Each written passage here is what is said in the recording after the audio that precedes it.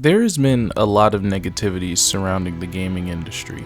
Constant layoffs, passion projects being canceled, AAA flops becoming more prevalent. This discourse has created a lot of debate. What is causing this snowball effect of negative outcomes that we just can't seem to shake off? Is it that developers are content with putting out slop for gamers to enjoy? Is it that there's some secret force controlling AAA games from the shadows? Is it that the AAA model is becoming obsolete because games are more expensive than ever before? I wanted to find the answers for myself, so I knew that I had to go and take it upon myself to do some actual research. So without further ado, let's get into it. I want to start off by saying AAA gaming is not dying, nor is gaming in general. I've seen so many arguments on that games are so expensive and it's hard for companies to turn a profit. First, I want everyone to acknowledge that, at least in America, we live in a capitalist economy. This means that you could remove every single developer from the industry, but inevitably, there will always be some developer that becomes a AAA developer. A studio will either become like Ubisoft and sell enough successful titles to have a AAA budget, or they'll be so successful that they'll get bought out by some big company and just have AAA resources at their disposal. What I don't understand about this discourse is that there are people panicking like AAA games aren't making a profit. Let's take a look at the top selling games of 2023. The year that started this whole layoff and gaming is dying mess. Well, would you look at that? Every single one of them is a AAA game. If AAA games are dying, then why are they selling like Amaranth's Funny Fluid beer? I understand the argument that they are ungodly expensive to make and they're only going to get more and more expensive. And don't get me wrong, I've looked into some AAA titles and even I don't understand why they're becoming so expensive. But I'm not a game developer. I have no experience in game development, so I'm not gonna sit here and talk about things that I have no idea about. All I can say is this: just because something is expensive to make, that doesn't mean that that is a bad thing. If the value of a product is more than what it costs, does it really matter? GTA 5, for example, it is estimated to have cost around $265 million. And despite that, it is estimated to have made $6 billion in revenue. Hogwarts Legacy has made over $1 billion in sales. To me, the problem is not that AAA games are becoming too expensive. It's that these big AAA companies are investing their resources into games that either people don't want to play or that are extremely greedy and predatory with their microtransaction tactics. Instead, they want to point the finger at us, the consumer, and say that it's our fault that we're not buying these games, instead of looking in the mirror and trying to figure out from a company's standpoint how could they improve on their next title. What went wrong with this title? What can we do better to help incentivize people to spend money on this game? Nah, it's just that games are too risky. People might not buy the game. So what? That's how it is. You're in gaming. Your job is to make good video games. And that to me is what at its core is becoming a problem. Companies are becoming content with making a game that appeals to the most people, is average, and just has no soul in it. Why make an actually good game when you could just make a game that appeals to the most people so that your shares can go up? Because that's all that matters to them at the end of the day, increasing the value of their shares. Now I want to pivot and talk about what is the saddest part of this whole gaming industry fall: the massive amounts of layoffs. I've found that around 20,000 people have been laid off since 2023 in the gaming industry, and that number will probably continue to increase. It's honestly sad to see so many passionate people lose their jobs, and it's just completely out of their control. People who have dedicated years of their life to a product are now cast away as if they're expendable. And I think I know the answer why. Inability to risk failure. Such a simple answer, and yet one that makes so much sense to me. Now, let me explain. As you know, gaming is a cutthroat industry. You can make a good game, market it well, put all of your passion into it, and yet it could still flop. That's just how gaming is. Or your game could become popular and people can start playing it, and literally within a month or two, people just move on to the next game. And what's the first thing most people do when they are faced with failure? Blame everyone and everything else. What I find interesting about this is that despite this, we are in what I would call an indie renaissance. So many amazing titles are coming out from recent years, from indie devs that no one saw coming. Pal World, Among Us, Sea of Stars, Dave the Diver, BattleBit Remastered, Baldur's Gate 3, the list goes on. And it is because of these indie studios that my enjoyment of gaming has not weathered in the slightest. Well, that and the Yakuza franchise, of course. Why is it that indie studios who are in the same do or die situation are thriving? Why is it that studios who have tons of resources, tons of investors, some of the biggest companies in the world backing them, are reducing themselves to making live service slop? It's because these big gaming studios are becoming more resistant to taking risks. At least that's how it is for American studios. From what I've seen, Japanese studios like Capcom and Nintendo are doing pretty well. Nintendo has lived off wacky consoles, broken consoles, flawed business tactics, everything under the sun, and yet they still have a significant hold in the market. Why? Because they're willing to take the risk of making a great video game. They allow their devs to be passionate and creative when creating a title. And there are so many examples of Japanese studios that are willing to take risks with their games despite knowing that the gaming industry is do or die. Now, before people get on my back, I know that Japanese laws are different, I know that it's harder to lay off people, I know this. But I still think that there's something to be said about these companies focusing on what matters in the gaming industry, making great video games that people want to play.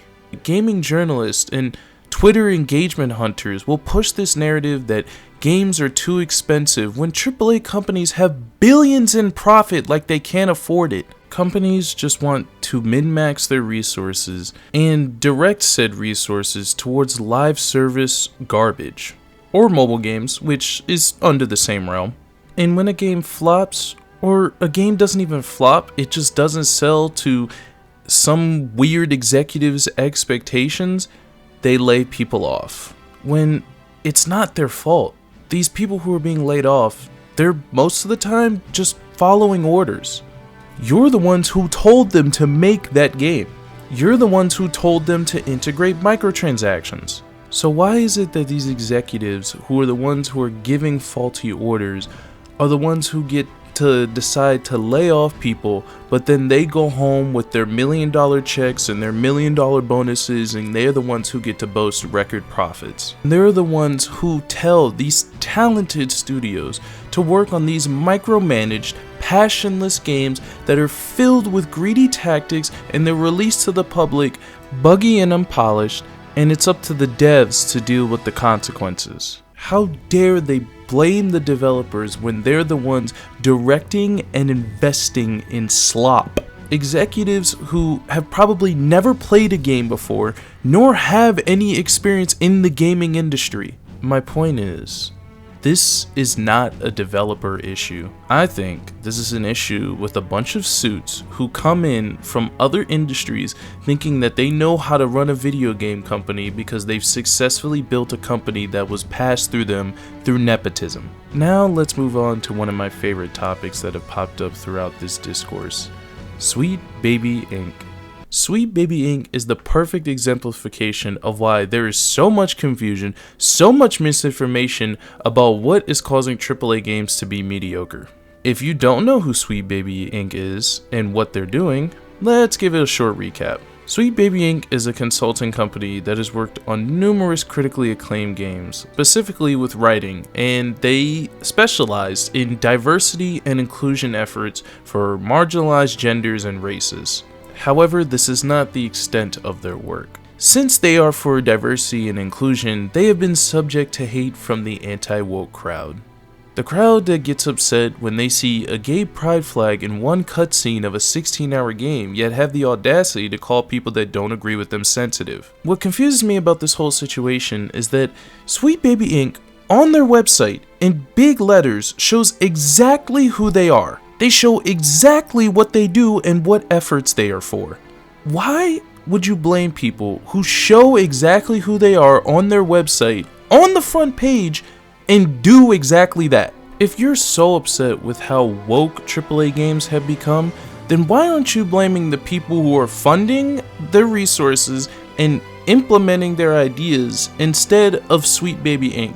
I know, because it's easier to find a scapegoat for why gaming is where it is. Diversity is a good thing, and I don't know if you know this, but it is okay to be exposed to things that you haven't been before.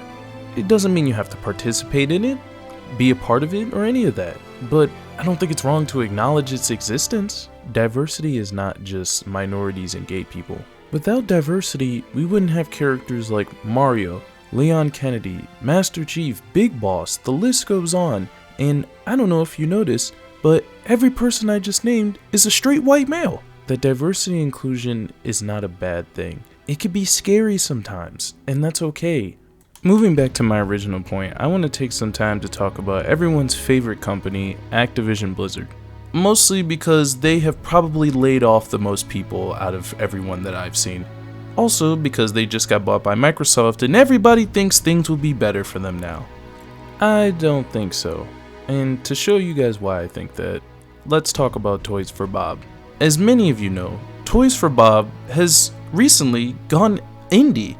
Toys for Bob going indie, to me, is the perfect sign that Activision-Blizzard will be a Call of Duty company, and that's it. Toys for Bob created critically acclaimed passion projects like Spyro Reignited and Crash 4. How does Activision reward them? By reverting them to a Call of Duty support studio. I don't blame them for going indie, because with the constant lying, crunch, and overall negative work environment that Call of Duty devs face, I would want to leave as well. What is so sad is that Activision owns so many great franchises like Guitar Hero, Heavy Gear, Prototype, Singularity, SWAT, True Crime, Blur, Time Shift, and there are so many more, and yet they are fine with just making copy and paste Call of Duty every single year. Now, I do understand why they put so much into Call of Duty, but now that Toys for Bob is gone, from what I can see, there is not a single studio working on something besides Call of Duty. It doesn't matter if it's reintegrating old IP or creating a new IP, Activision could be so much more than what it is. And as far as Blizzard, I'm not gonna waste your time. There's a ton of videos dunking on Blizzard already. Lastly, I want to end this off by showing you all this amazing graphic that I made because I'm an artist, okay? At the bottom, you will see the presidents of Activision, King, and Blizzard. Above them, you will see all of the C-suite members, minus Bobby, I don't notice when bad things are happening at my company, Kotick. It was looking at this where it all came together. Through looking at all of these people's profiles, whether it was on the company website or on LinkedIn, you can see that these people have experience in gaming and play video games. These people have no mention of experience in gaming or playing video games. Now, I don't know if you picked up on it yet, but the people with gaming experience report to the people who do not. I am perfectly fine with members of the C-suite proving me wrong, but I'm just going off of the website. Now, I acknowledge that liking video games and being passionate about them is different than running a company. But I think that there is something to be said about people who have emotional ties to the product they're selling reporting to people who don't. If you look at companies like the NFL, every single NFL owner at least watches football. Is it too much to ask for the executives of these big AAA companies to at least be people who play video games? Not just look at it as a means to increase their wealth? Now, what does this mean for the future? I unfortunately think that there will be more layoffs. And worst of all, I think that morale is just going to continue to go down. All of the layoffs and negativity doesn't just affect those who lost their jobs. It affects those who didn't as well. Losing their favorite work pals and losing people that they relied on for specific tasks. And worst of all, building a mentality of making sure that they're not next. I just hope that those who are left can find a way to pick up the pieces or can find somewhere else that appreciates their talents more. Somewhere that allows them to be innovative and creative with their game development studios instead of just making soulless cash cows. But with the rapid evolution of AI, I don't know what's gonna happen. I don't really want to leave this video on a bad note, so I've taken the liberty to toss out some possible solutions. The first I have is unionization. Unions. Love them or hate them, they're one of the few things that give the working class a voice. Gaming has had plenty of attempts throughout history to unionize, and yet, though there have been successful attempts at unionization, getting acknowledged is where the problem lies. And well, I'm sure most of you can assume why. I'm not gonna sit here and act like I'm some genius who knows everything about unions and these are the positives, these are the negatives.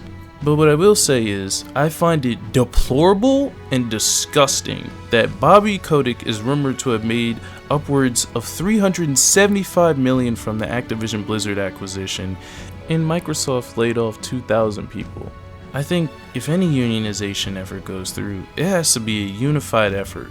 I'm talking massive, like the actors and writers strike. Game developers and consumers are gonna have to come together in one unified effort. We'll just have to wait and see if that's even possible. Now for my most controversial solution, and I know I'm gonna anger a lot of console fanboys here, but frankly, I don't care. I believe that the era of console exclusives should be over. PlayStation and Microsoft are starting to see the massive value in putting their games on PC. I mean, look at these sales from the Insomniac leak. That's a lot of money to ignore for just console exclusivity. If games are really becoming that expensive to develop, then maybe it's time to release it to the widest market that you can. This isn't the PlayStation 2 and Xbox or even the PlayStation 3 or Xbox 360 era anymore. More people have PCs and are playing them than ever before. Putting their games on PC can help recoup that cost and help get those record profits that they're looking for. I'm sure they know this because there have already been efforts for this, at least from PlayStation and Xbox. Nintendo's doing their own thing, I guess.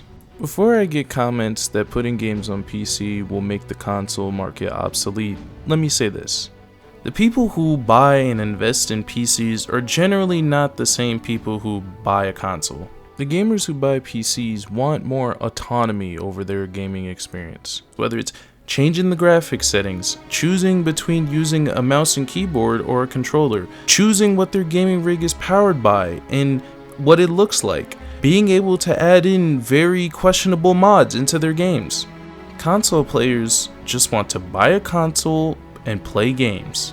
That's it. Now, I don't believe that multiplayer games should be exclusive, but for those immersive single-player games, putting those games on PC would only reach a different demographic of gamers. Console fanboys can sit and whine all they want, but what they don't realize is their games getting more sales benefits them too. This is mainly targeted at Nintendo and PlayStation.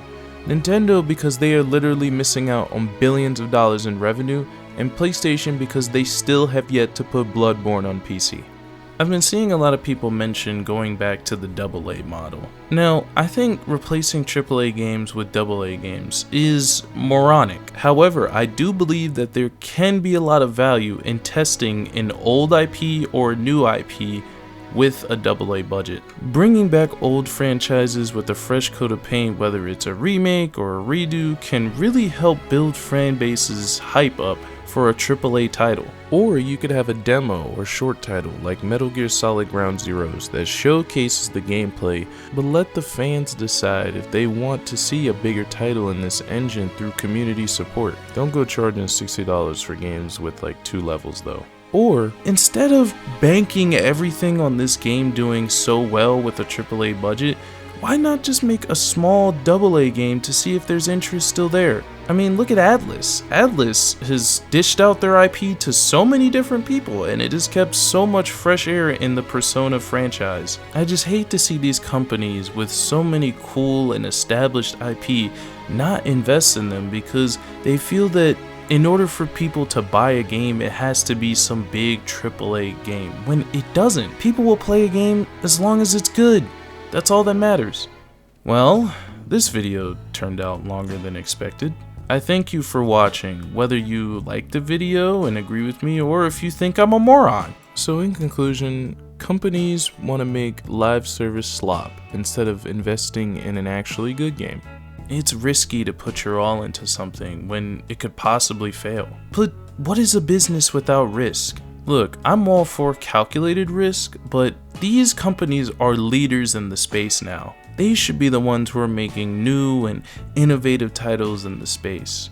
All I can say is, they can get as complacent as they want with their cash cows, because it may make record profits now, but 5, maybe even 10 years down the line, things may change. As gamers, we're confused, we don't know what we want, we buy things even though we know it's bad, we do a lot. But one thing has always remained true in this industry, and is that if something is more popular and better, gamers will move on. Well, that's all I've got. Vote Like a Dragon Infinite Wealth for Game of the Year.